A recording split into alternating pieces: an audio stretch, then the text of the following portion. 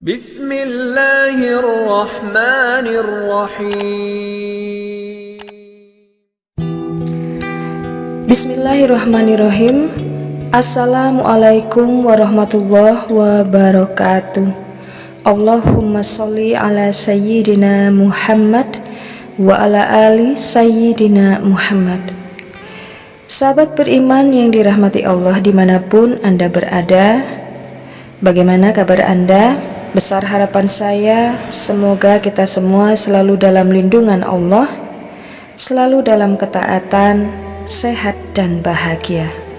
Sahabatku yang dirahmati Allah, segala tindakan dan moralitas Nabi Muhammad SAW menjadi acuan bagi kita sebagai umat muslim dalam menjalani hidup, termasuk di dalamnya hal tentang tidur atau beristirahat.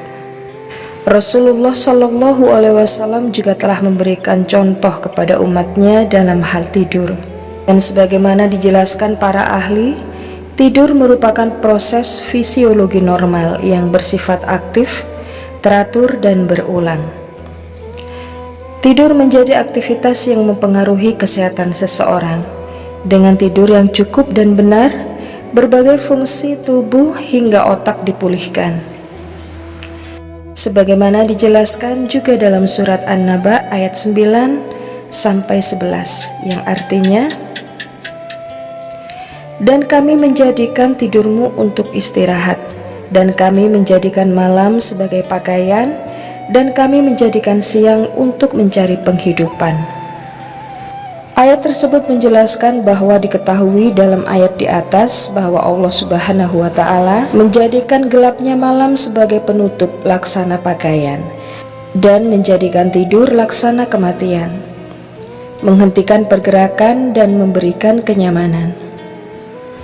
Dan Allah juga yang menjadikan waktu siang hari sebagai waktu bagi umat manusia untuk mencari rezeki.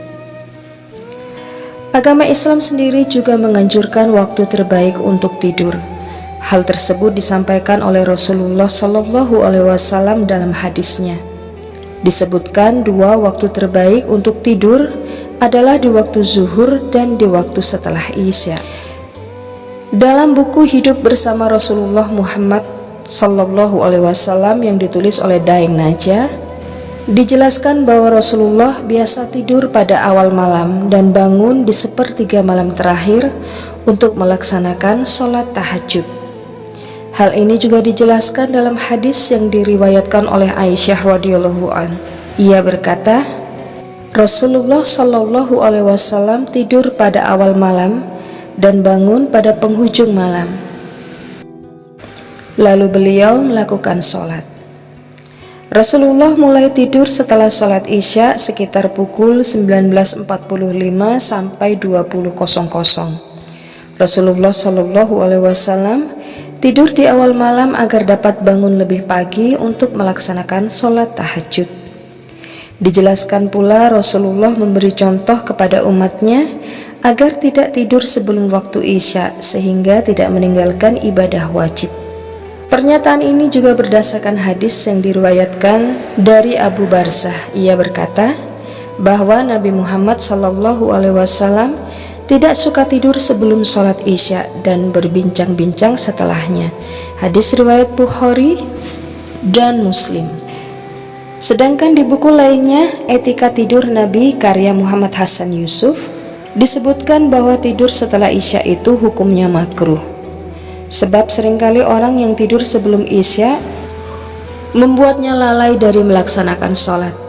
Sedangkan yang mengobrol setelah sholat isya menyebabkan seseorang tidur pulas hingga meninggalkan sholat malam atau sholat subuh. Dibolehkan melakukan beberapa hal setelah sholat isya seperti tilawah, menerima tamu, membahas urusan kaum muslimin dan menuntut ilmu. Namun jika tidak ada aktivitas yang syar'i, maka makruh hukumnya begadang setelah waktu isya.